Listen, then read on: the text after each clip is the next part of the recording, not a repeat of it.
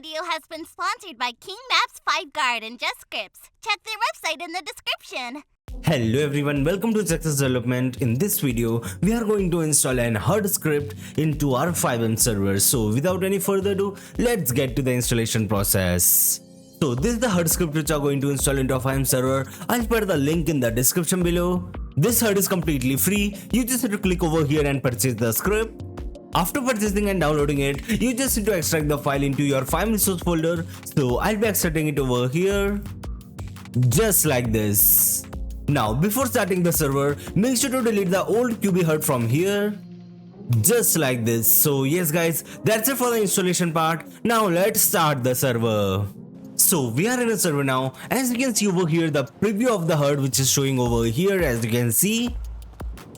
So now let's spawn a car over here. So as you can see, the animation of the speedometer is very unique compared to other HUDs, as you can see over here. So now let's see in the server's time. So as you can see in the night time, the look of the HUD is very colorful, as you can see over here. So yes guys, that's it for today's video. I hope you enjoyed the video. If you enjoyed the video, make sure to like the video and subscribe to the channel for more videos related to FiveM development.